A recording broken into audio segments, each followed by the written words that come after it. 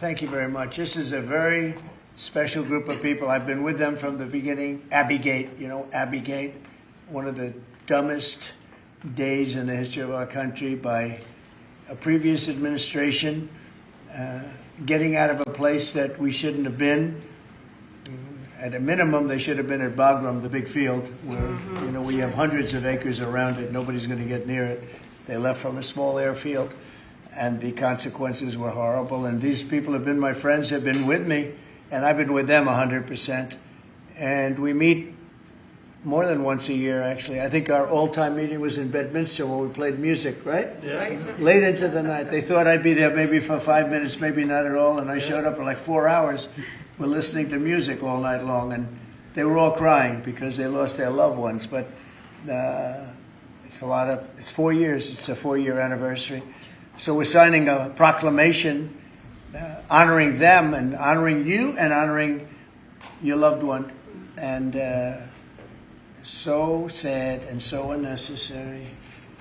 And what people don't know, there were a lot of other people killed from the other side. I call that, people killed. And the people that we also contact we have like 32, maybe more, but approximately 32 who lost their arms and their legs. And your kids didn't make it, they made it, but boy, they got to go through hell. And we have 32, at a minimum 32. And then you had hundreds of people killed overall. You had hundreds of people killed that day. That was a rough day. We had 13 of our great ones, right? Yes, sir. And somehow this group is just, we get together every once in a while. So I just want to thank you. We're 4 years now into this nightmare. We're just a nightmare.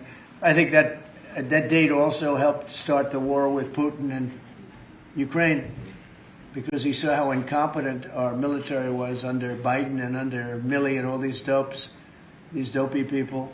And that's not our military. You see what our military is now. We knock the hell out of people if we have to, or we settle because they don't want to play games with us. But I just want to say I'm really honored to be with you again, and we'll be with each other for a long time. And your loved ones are looking down, and they're very proud. This is the new and improved Oval Office. We had an Oval Office, which was still the Oval Office, so I don't want to disrespect it, but now it's very special. You see what's happened, and everyone loves it. It's all the real deal, 24-karat gold, and people come from all over, and I do believe they're serious. They're not rolling their eyes, the roller of the eyes, but we don't have any of them. And we brought the pictures up. They were in the vaults. Those are pictures of some of our great presidents, a lot of them, and they were in the vaults for over 100 years in many cases. And they were just there, beautiful pictures, works of art. Lincoln, Washington, Thomas Jefferson, Andrew Jackson. That's Monroe of the Monroe Document. All mostly great presidents. We have a couple of none. You have Benjamin Franklin, not a president, but we figure he'd make the cut. I would say, he discovered electricity, a couple of other things. But we have a lot of great presidents. But think of it, they've been down there. There's George Washington, the big one. They've been down there for, in some cases, much more than 100 years. And we brought them out. I went through the vaults myself. I spent hours down there looking. That's in between Russia, Ukraine, China, all the other stuff. We do it. I want to thank Doug Collins for being here, the secretary, who's done an unbelievable job. Thank you very much.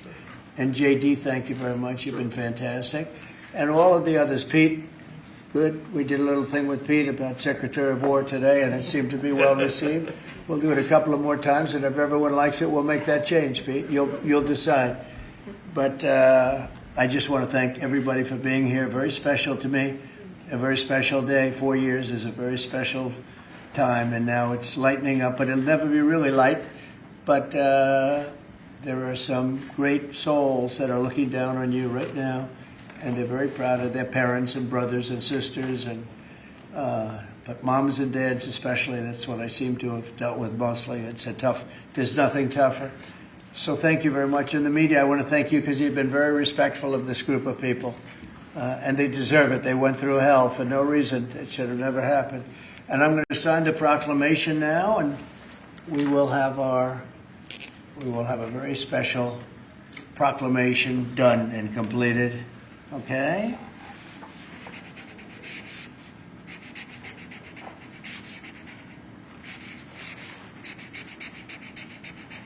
Oh, that's a good one. That's our good one. We rate them. I don't put them under the auto pen. I don't say, here, have the auto pen sign it, right? We don't do that. I don't know how anybody was allowed to do that. They actually weren't.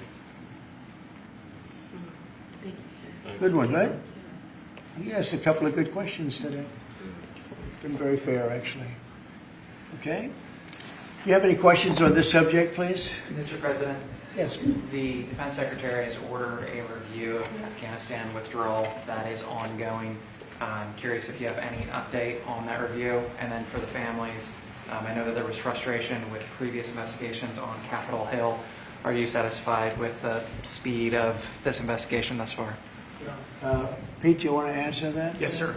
On behalf of this beautiful group, on behalf of these families, on behalf of your loved ones who fought for our nation, America deserves answers as far as what happened in Afghanistan.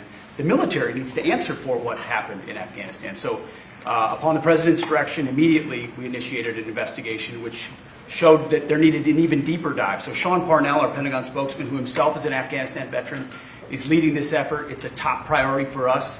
We're getting access to all documents necessary, why decisions were made, why they weren't made, why certain force protection measures were ignored. Again, there's never been accountability for this. It's something that Joe Biden allowed to happen that never should have happened. Any objective observer knows that's not how you leave a country, and certainly these families know better than anyone else. These families deserve answers. We're going to be honest about it. We're going to get to the bottom of it. Sean Parnell, an Afghanistan vet, is leading it, and we're doing it on behalf of the American people. So I would anticipate middle of 2026. That's how thorough of a review we're doing. Hopefully a little bit sooner, but we're going into everything to get an understanding of what happened. So we remember these great 13 souls, but we also remember the people that were so badly injured, our soldiers, 32 of them approximately.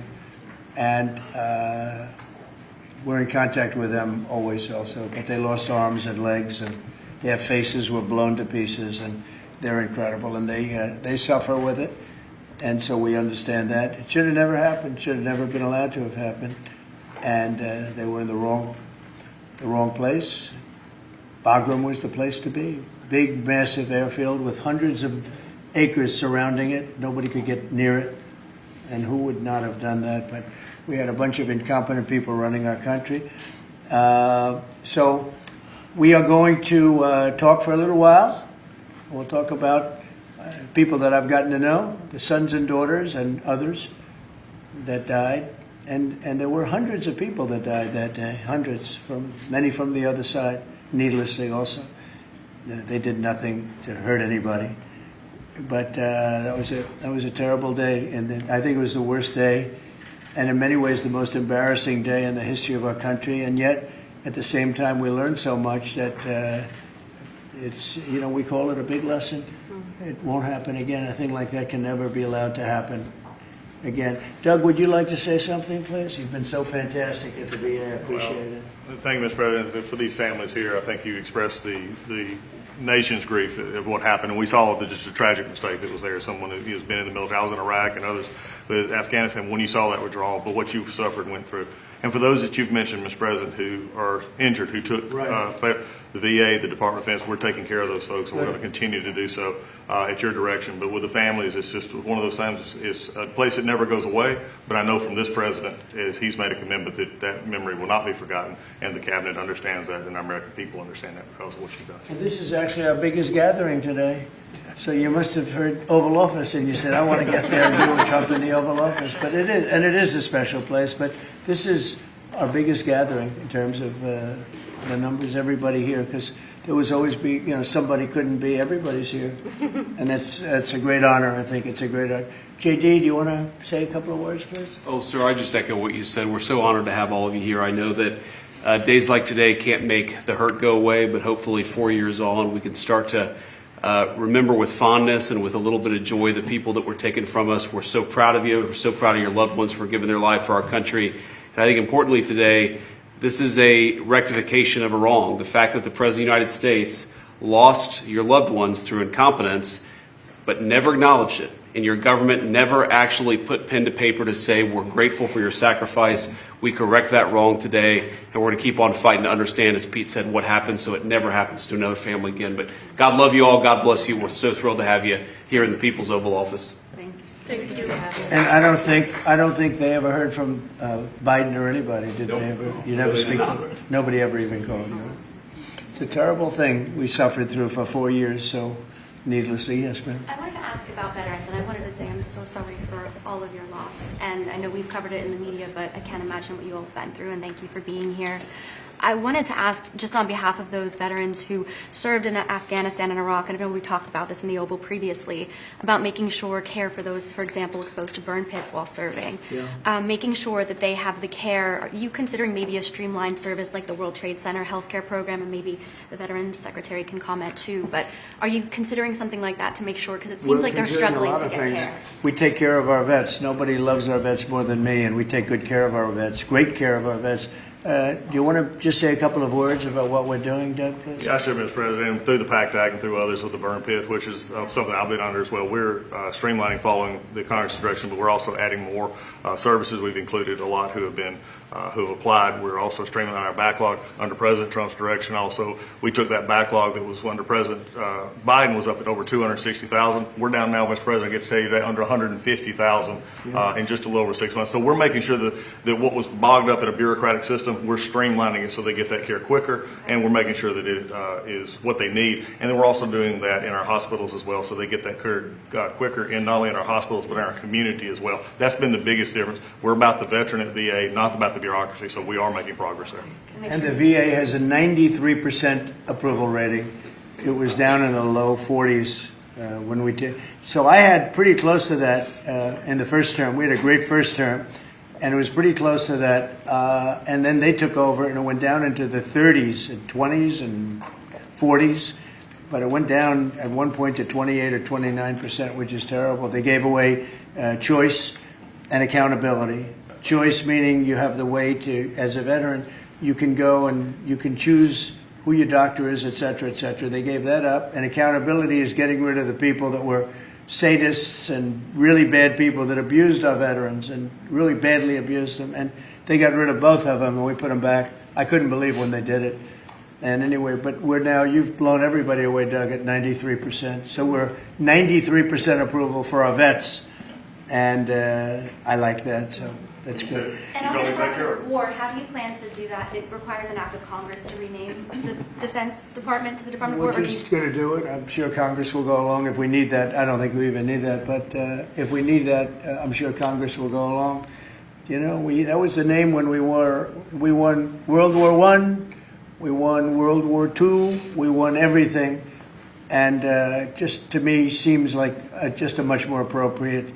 The other is defense is too defensive, and we want to be defensive, but we want to be offensive too if we have to be. So it just sounded to me better, really like a better name. Yeah. Mr. President, following up on your meeting with President Lee of South Korea, did you end up talking about trade, and did you reach any conclusions? Yeah, I think we have a deal done. They had some problems with it, but we stuck to our guns. We are going to. They're going to make the deal that they agreed to make. And he's a very good guy, a very good representative for South Korea. It's a very big trade deal. You know, it's the biggest deal they've ever made by far, but it's one of the biggest deals ever made. The biggest deal ever made is the one with the European nations, as you know. The Europe deal is the biggest deal ever made. I think it's the biggest deal ever made, period. And they pay us $950 billion coming into this country, and lots of other things. They're going to buy $750 billion worth of our oil and gas and all of the other things. So it's amazing. Our country is doing so well. We're so strong now. And you saw where the tariffs came in at $4 trillion, $4 trillion. And the CBO, they just announced it. I told them that was going to happen, but they refused to give us credit for it. Now they're giving us credit because the money is flowing in. They just found $31 billion that nobody knew where it came from. And I said, check the tariff shelf. And they said, how did you know that's where it came from? Well, we're taking in a lot. Look, we were abused by tariffs for many years.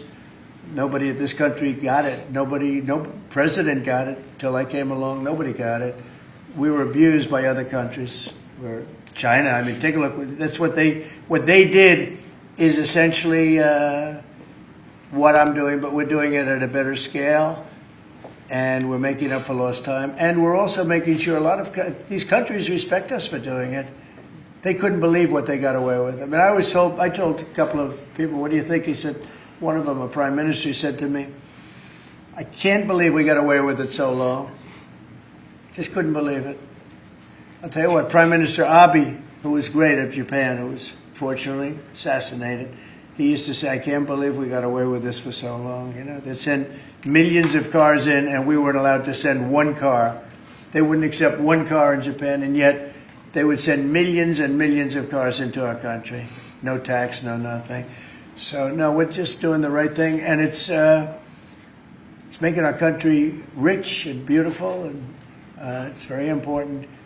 I felt so foolish for years watching this take place. You know, we did it in my first term with China. We took in hundreds of billions of dollars of tariffs. But when COVID came back, we focused on that. We did a really good job, but the whole world suffered with that one. It was a terrible thing. So we couldn't be tariffing countries. And if you looked at what happened to France and Spain and Italy and all, I'm not going to go say, by the way, we want tariffs.